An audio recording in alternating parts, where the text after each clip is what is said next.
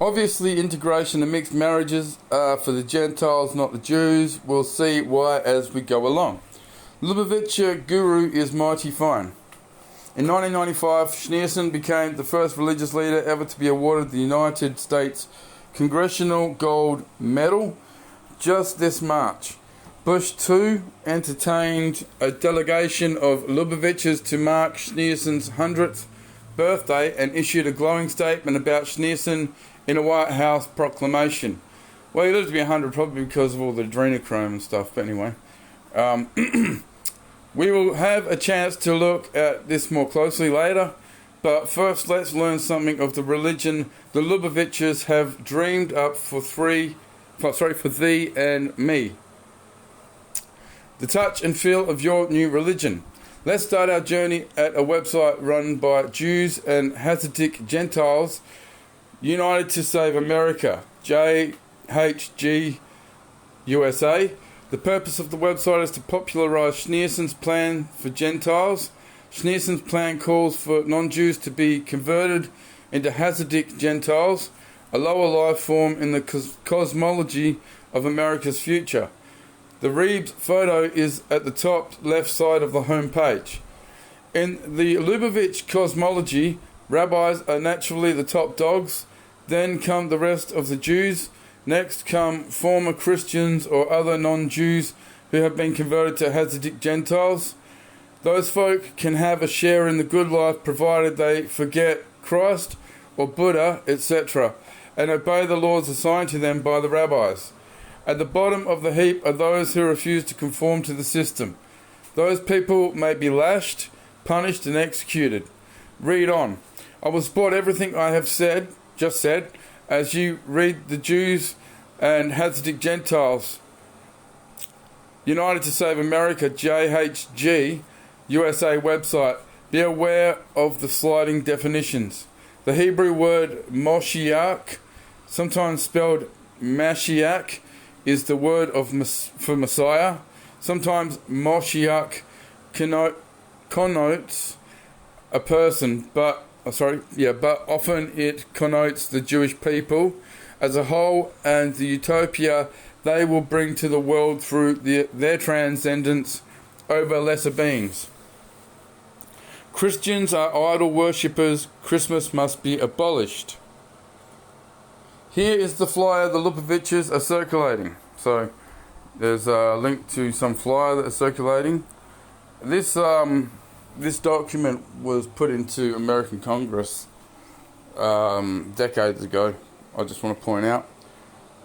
So we see that the Likutai Sishos is a printed and bound anthology of talks given by Schneerson. Okay, so now we have established what the Reeb thought of Christians and Christianity. What should be done about people who follow Jesus Christ? Celebrate Xmas and die. Go back to the anti-Xmas flyer. Okay, so we got a couple of links there. I will go into all that after. A Gentile is liable for the death penalty. Wow. If he has invented a religious holiday for himself. The general principle is we do not allow them to make new religious rituals and to make mitzvahs, commandment, sometimes good deed or blessing, for themselves by their own devices. If he does make some new mitzvah, we lash him, punish him, and inform him that he is obligated with the death penalty for this.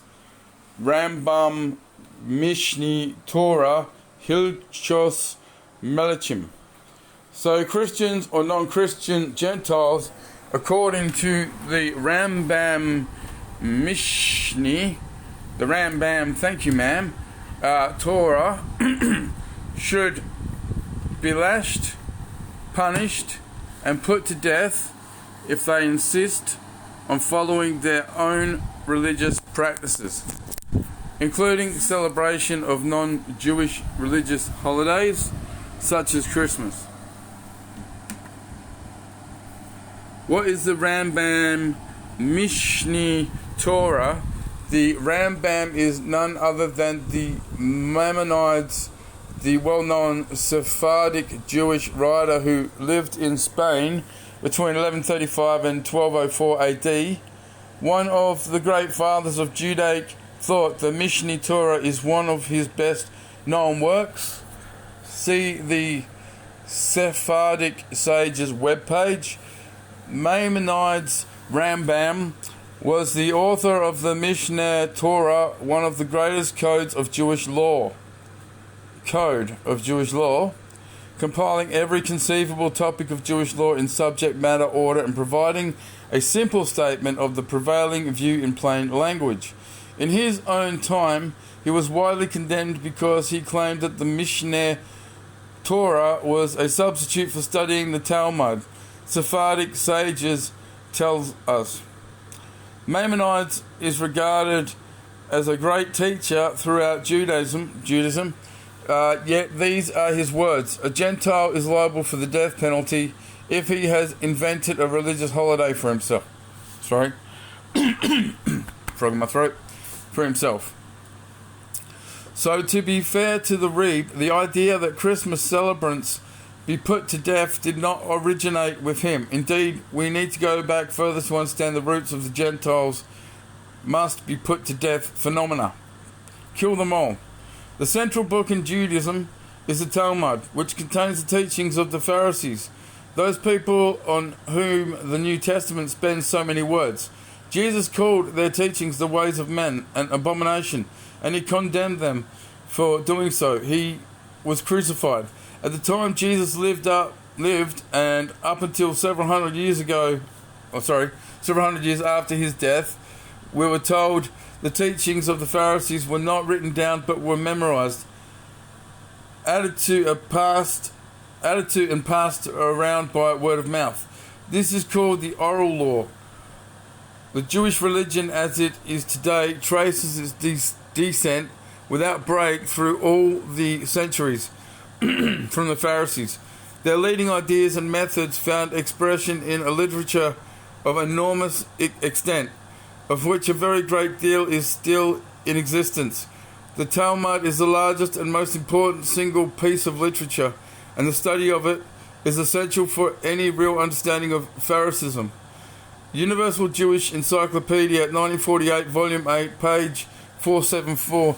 Talmudic sage R. Simon ben Yohai is quoted in the Babylonian Talmud, Megillah 12a, Yoma 76a, but his most famous quote does not appear there. The famous quote is Tob Shebi Goyim Harog, translation, even the best among the Gentiles deserves to be killed.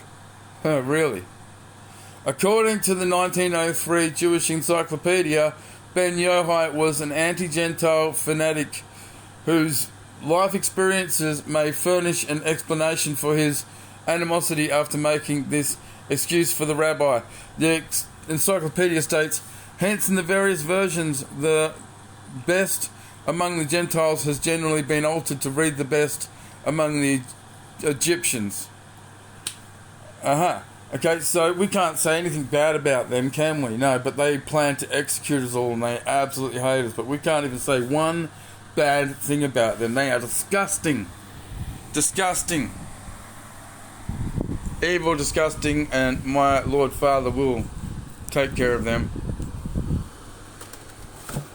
Continuing on. Sorry, this makes me very angry what they've done to my people. The intention of substituting Egyptians for Gentiles, and even the best among the Gentiles deserves to be killed, was obviously to reduce the number of Gentiles who might take offence at the statement.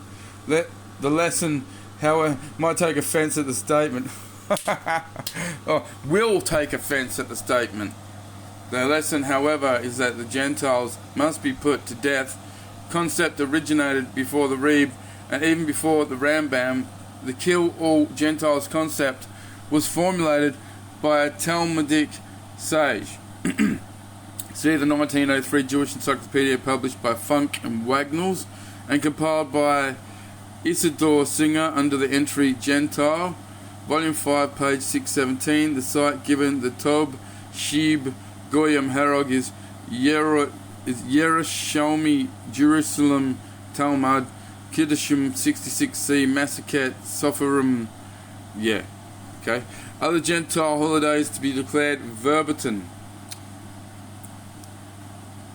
The law is only a minimum, and you will learn that observance of other Christian religious holidays constitute idolatry and will be banned. Christian holidays be banned include Good Friday, Easter, Ash Wednesday, All Saints Day, and probably even the New Year. Later we will learn that the idol worshippers who refuse to give up their religious observances will be put to death by beheading. Now remember all those smart guillotines they have ordered, and Q was saying they were for beheading all those bad guys? Well, I've told you Q is artificial intelligence wiping us out. Got the proof on that. A lot of people won't like what I'm saying, but unfortunately it's right there. And the fact that they did order a lot of smart guillotines will not hesitate. It's a machine. It's automated. A human might hesitate to pull that lever on women and children and that, you know. It says next Christmas, I reckon. Anyway, continuing on. Are offering a special discovery, those anti-Xmas flyers. Normally they sell for 25 cents. But for now be aware that Jews and Hasidic Gentiles United to Save America are offering a special discount on those anti-Xmas flyers. So that's what I'm going to have to look up, is JHG USA or just JHG. Bush 2 claims to be a Christian. Want to know what Bush's lubavitcher friends think about Jesus? Read the Who Was Jesus page. You will see that Jesus is called a dangerous false prophet who repeatedly broke the law by committing terrible sins. Well, I'm going to be fucked. While openly challenging, and I didn't commit terrible sins. I'm saying I'm fucked because the fact that I'm a prophet and what they're saying about religious people. Yeah. While openly challenging the God-given authority of rabbis and the Sanhedrin. They can't even put God there. They've got a dash where the O goes. The Who Was Jesus page also cites the Talmud, the references in parentheses the specific books. The quote begins here. The Talmud Babylonian edition records other sins of Jesus the Nazarene.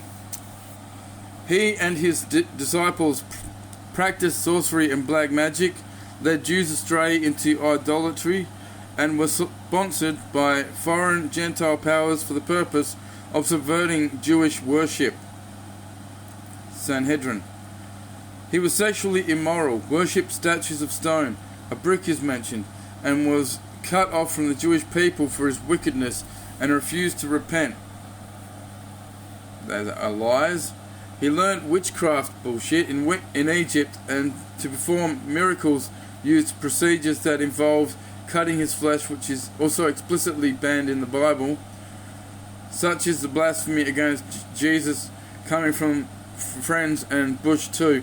If Jesus Christ stepped into the America Bush is helping to create, Jesus would be put to death again by Jewish law. Great. Now, I want to point out that these miracles he created, they weren't done. He didn't cut himself. Get out of here. He did it with manifestation, and he did that through thought frequency and everything that I'm trying to explain to people. We manifest on our thoughts.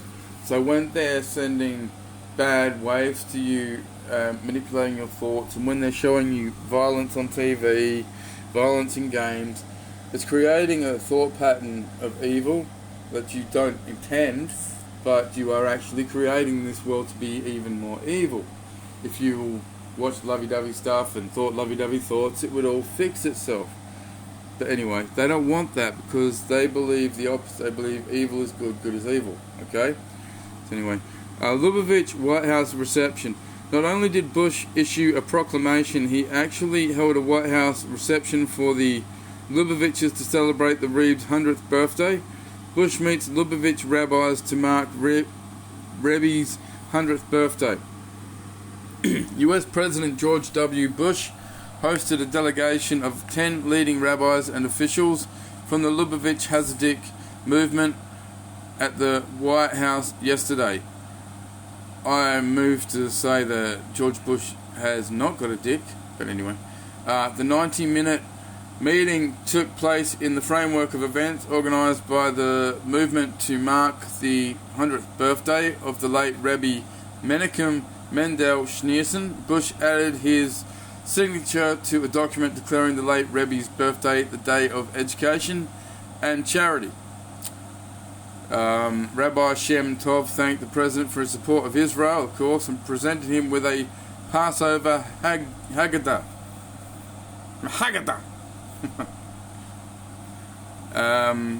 Now let's step back for a moment and imagine we are one of these Lubavitchers at Bush's 90-minute reception on March 25. Recall that the fundamental book of the Chabad Lubavitch movement is the Tanya or Hatanya. The late Hebrew University professor Israel Shahak says this about the Hatanya. According to this book, all non-Jews are totally satanic creatures in whom there is absolutely nothing good. Even a non-Jewish embryo is qualitatively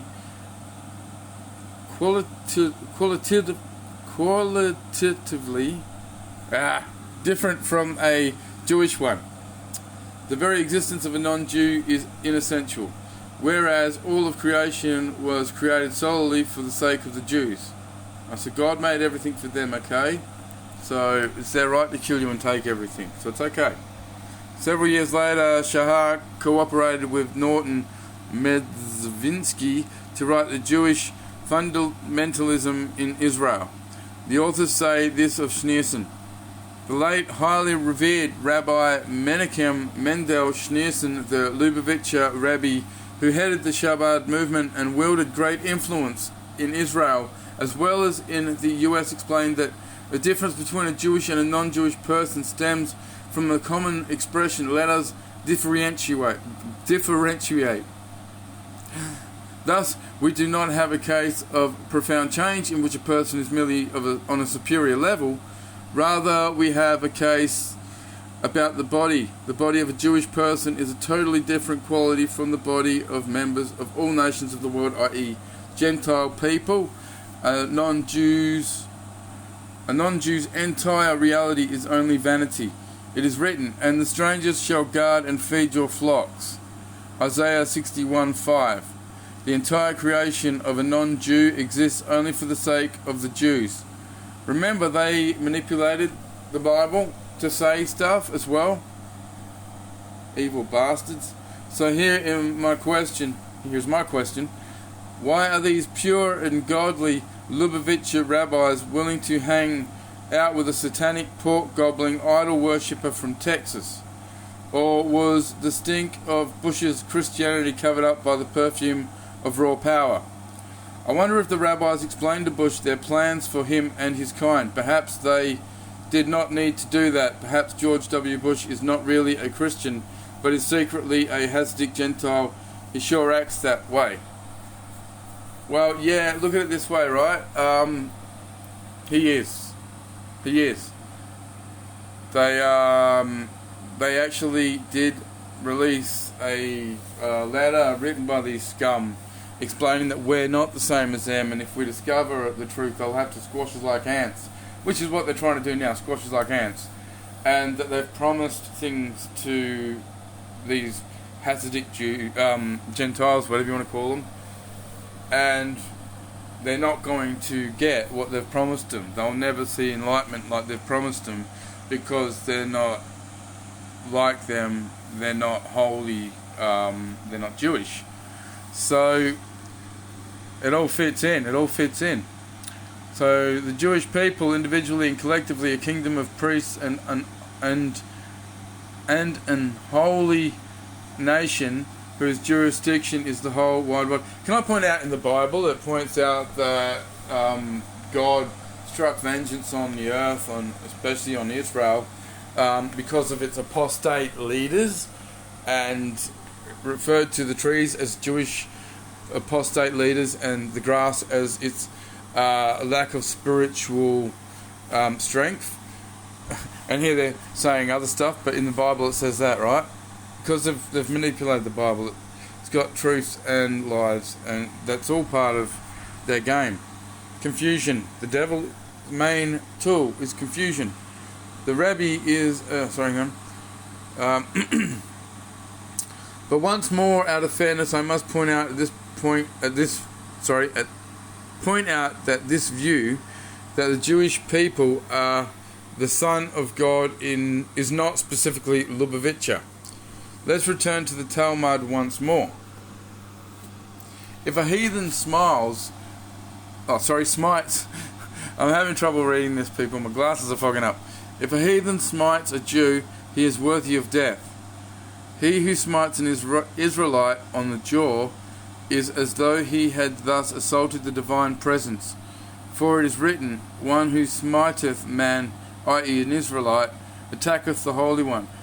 A Jew, any Jew, is the divine presence, the Holy One. Get it, dummy? You can't even hit a Jew. No, they're a protected species. The Rebbe is a direct descendant of King David and has received a true prophecy from God that we who are alive in this generation shall be the first in history to see the coming of the true Messiah. Many Jews are eagerly anticipating the Rebbe's resurrection from the grave, ready to re-establish the Sanhedrin and anoint the king. Sanhedrin. Large Hadron Collider. Huh? Do you think we need courts run by rabbis to give us trials like they gave Jesus? Do you think we need a king to rule over us? No, thank you. We are Americans. We do not recognize an established state religion, and we are a republic, not a kingdom. He has the whole world in his hands. In our generation, the spiritual leader of the Jewish people, and therefore of the whole world, is Rabbi Menachem Mendel Schneerson, known as the Lubavitcher Rabbi in New York. Did you catch that? The Rebbe is the leader of the Jewish people, and therefore the whole world. So now we see how the pyramid of power is shaking out. Congress and Bush invent history. We know they changed history. Now let's go back in time to the reign of Bush 1, when Congress passed and Bush signed Joint House Resolution 104, Public Law 102-14. In House Joint Resolution 104, the birthday of Rabbi Menachem Schneerson, March 26, 1991, was designated as Education Day USA. You may have noticed that in 2002, the Rebbe's birthday was on March 25th, not March 26th. More of that later. Here is JHR 104, Public Law 102-14. Then you've got your links there. Whereas Congress recognizes historical tradition of ethical values and principles which are the basis of civilized society and are upon which our great nation was founded. You think they're going to mention perhaps the great Christian precept. Do unto others as you would have them do unto you. Or even the Ten Commandments. Or perhaps the principles of liberty espoused by Patrick Henry, Thomas Paine, or George Mason. George Mason? Mason? Or quote the words of Thomas Jefferson in a letter to his friend Charles Thompson, dated January 9th, 1816, when he said, I am a real Christian, a disciple of the doctrines of Jesus. To see Jefferson's comments in context, go to that. Certainly, Congress had wonderful material at their fingertips, to reaffirm the ethical values and principles which are the basis of civilized society and upon which our great nation was founded. But let's see what Congress did. Here is the second clause of HJR 104. Whereas these ethical values and principles have been the bedrock of society from the dawn of civilization, when they were known as the 7 Noahide laws, Noahide laws. No, that's not Noahide, that's Noahide. Noah. Never heard of them. What are they? Would you believe? Explanation number 1. Noahide is the adjectival form of Noah. So perhaps God passed down laws to Noah that somehow we overlooked. No, I just scrutinized Genesis in my King James Version and on 2 Bible internet search engines. God did not pass down 7 laws to Noah, and Noah did not pass down 7 laws to anyone else. Explanation number 2. Let's go to a lubavitcher website. Surely they know from where these laws came. All of these laws are derived from specific passages in the Torah, which God gave to the Jewish people at Mount Sinai. Let's try to be logical. Noah lived and died in Genesis. Mount Sinai is not mentioned in Genesis. Moses lived in Exodus and beyond. God handed over the 10 Commandments to Moses at Mount Sinai in Exodus. Therefore, God could not have given Noah these laws at Mount Sinai, for Noah had already died back in Genesis. It seems that Bush's friends, the Lubavitchers, the people who call Jesus a false prophet and an idol worshipper, can't even keep the Bible timeline straight. I wonder what Bush's pastor would think of Bush lavishing praise on the Lubavitchers. I told you they manipulated the Bible, and it's right there. Everything I say, I know, but I haven't got the evidence, and then it happens. I told you who I am. Let's continue. Explanation number 3. According to the Encyclopedia Britannica, the Talmud claims that Noahide laws were given to Adam, also called Noachian laws, a Jewish Talmudic designation for 7 biblical laws given to Adam and to Noah before the revelation to Moses on Mount Sinai, and consequently binding on all mankind.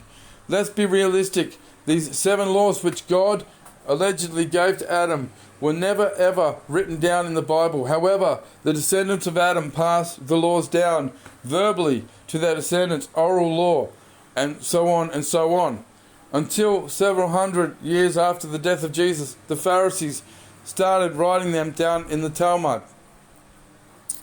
If your grandma told you a story she claimed had been passed down through the family orally from the time of Adam, would you believe her?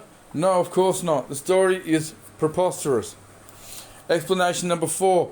So now let's turn to the Talmud for an explanation of the Noahide laws.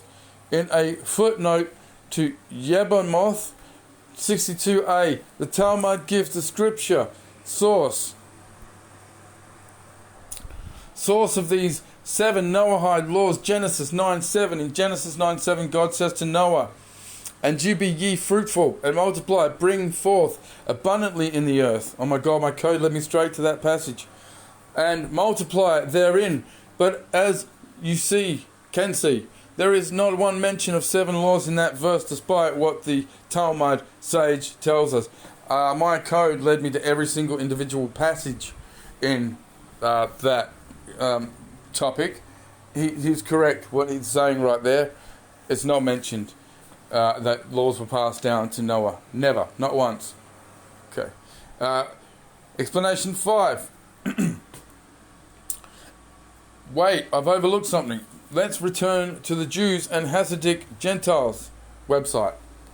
Alright, well, I won't go into those right now. I'm going to go into them later. All of these laws are derived from specific passages in the Torah, which God gave to the Jewish people at Mount Sinai. The operant word is derived. The Pharisee scholars derived or reasoned the laws into existence. So, just as Athena sprang from the head of Zeus, so the Noahide laws sprang from the heads of the Pharisees. Noahide is man-made, vinyl-coated fabric. It is artificial leather. These Noahide laws are man-made, Pharisee-coated, artificial laws. As Noahide is to leather, so the Noahide laws are to the Bible. Explanation 6. This is proof of the pudding. Sanhedrin 56a and 56b says, our rabbis taught 7 precepts. Were the sons of Noah commanded social laws 5 to refrain from blasphemy, idolatry, adultery, bloodshed, robbery, and eating flesh cut from a living animal. 1. Footnote 5. For the above passage says, i.e., to establish courts of justice, or perhaps to observe social justice.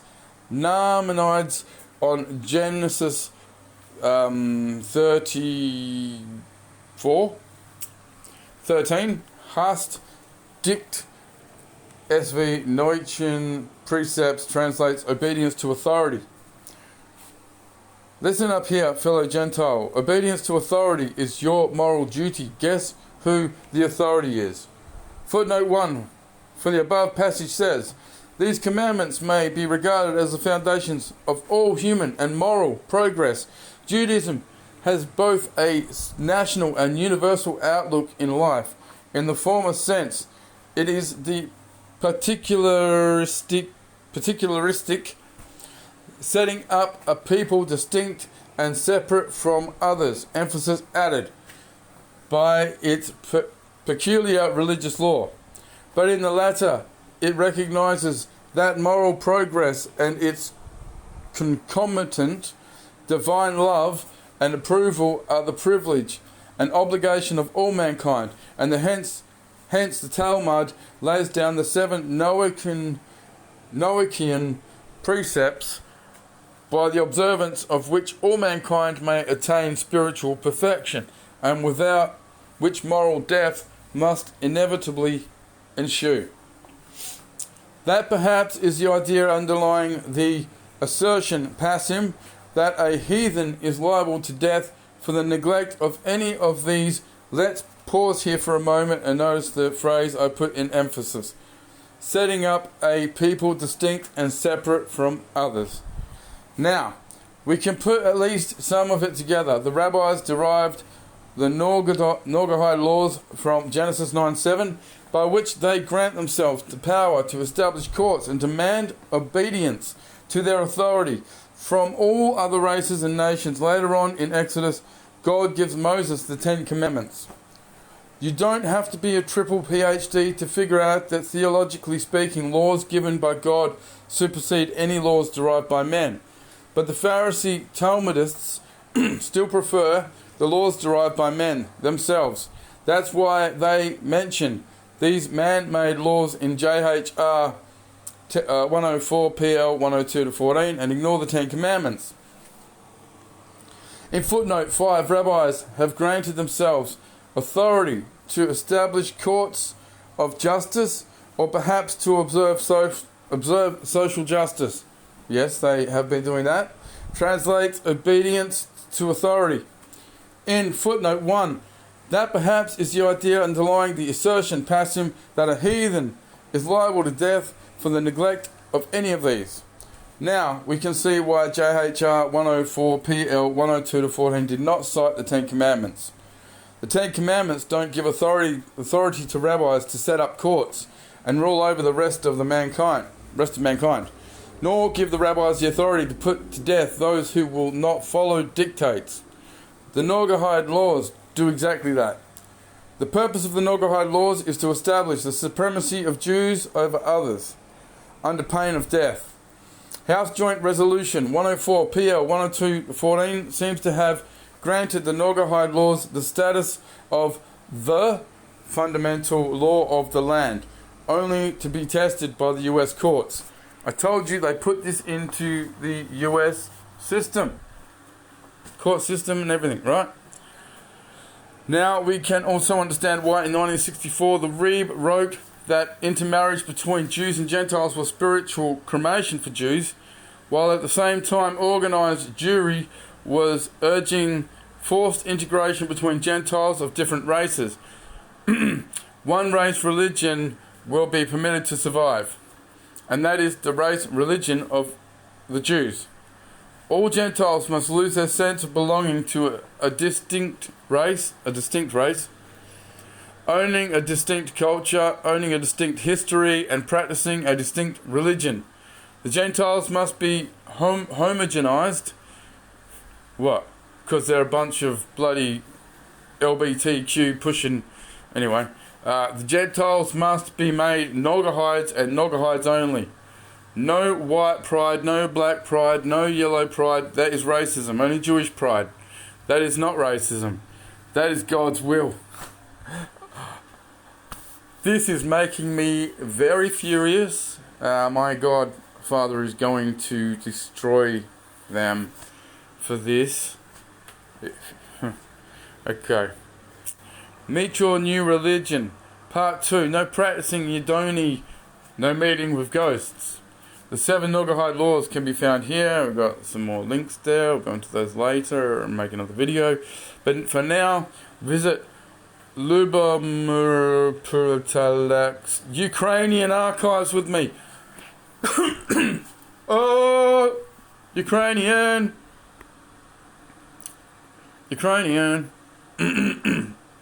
Forgive me, but it's got a bit excited. Tulak points out that the 7 laws have proliferated into 30 and even 66, and that Americans may be filled with unease or even outright trepidation at some of these laws. Some of the laws are mysterious. Now the 30 Nogahides laws prohibit conjurers, prohibit consulting with the dead, and prohibit eating a limb taken from a living creature, prohibit Molech worship, but permit the offering of ritual sacrifices. So, they'll be sacrificing your children. Phew, that's a relief. We might not be able to live without being permitted to offer ritual sacrifices. In case you think this is all funny, try this. Rabbinical courts will administer the death penalty by decapitation, Law 16. That's not so funny. Hey, they did that. Yep, they have. They've already put that in. So, yep, that's not funny. And in Australia, they're trying to pass a law that you go to jail for 5 years, mandatory if you speak bad about the Jews. I've already done that. Oh, well, I don't care. Remember, I'm talking about the Khazarian Jews, the fake Jews, not the real Jews. These are satanic Khazarian warriors from the 4th century. Okay, so Molech worship, where am I up to? Oh, here we are. In the set of 66 laws, there is a prohibition against practicing of OV, Law 7, against practicing Yidoni, Law 9, and against causing our children to pass through the fire in the worship of Molech. Does that say there's a law against sacrificing children to Molech? Because that's what it sounds like there. Molech worship may not have been a big problem for Christians, but remember it has been a big problem for the Jews. Read Isaiah and the other biblical prophets to corroborate this. But don't believe for a moment that rabbis prohibit Jews from worshipping Molech. Read the Talmud, Sanhedrin 64a, 64b, to discover the conditions under which Jews may sacrifice their children to Molech. They sacrifice their children to Molech. They are sick. The Talmud always provides a way around the rules. That's the Talmud's job, to split hairs and twist original intent. Just as the Supreme Court splits hairs and twists the original intent of our Bill of Rights. It's a coincidence, isn't it, that Talmudist Jews are so heavily represented in American jurisprudence. Jurisprudence. It's a new word of the day. Freemasons are Naugahides. Yes, they are. The entry, Naugahyde, found in the Encyclopedia of Freemasonry states the following: the descendants of Noah, a term applied to Freemasons on the theory derived from the legend of the craft that Noah was the father and founder of the Masonic system of theology, and hence the Freemasons claim to be his descendants, because in times past they preserved the pure principles of his religion amid the corruptions of surrounding faiths. Notice how closely the Masonic symbol resembles the Star of David. Yeah, I've noticed that the whole time. Plus the Israel flag. But anyway. Trace its outlines resembles one half of the Star of David. Does that make the Freemasons half-baked Jews? Good question. So, in their own words, Freemasons declare themselves Naugahides. No objections to congressional and presidential endorsement of Talmudism.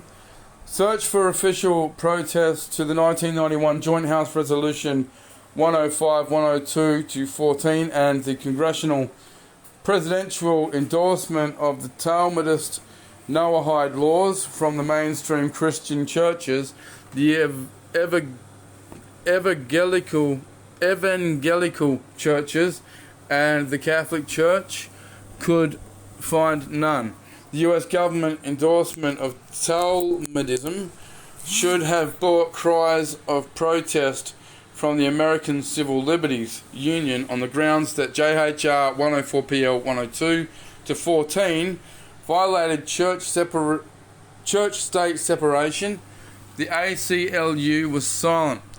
And what of conservative reform and orthodox rabbis and congregations who are so sensitive to establish religion when it comes to the public displays of Christmas creches? No, they did not object to JHR 104 either. What of the American Jewish Congress, the Anti-Defamation League, the Jewish Defense League? Not a whisper. Schneerson Mars is a movable feast. Ours is the last generation of the year of sin and evil, and the first of the Messianic era. Indeed, for the first time in history, there is a growing consensus of leading rabbis willing to name the most suited to be the Messiah, and they are agreeing that he is the Lubavitcher Rebbe, Rabbi Menachem Mendel Schneerson. In 1978, the House of Representatives declared the Rebe's 76th birthday as Education Day USA. According to the Shabbat webpage, President Jimmy Carter signed the proclamation into law, and Education Day USA has become an annual tradition.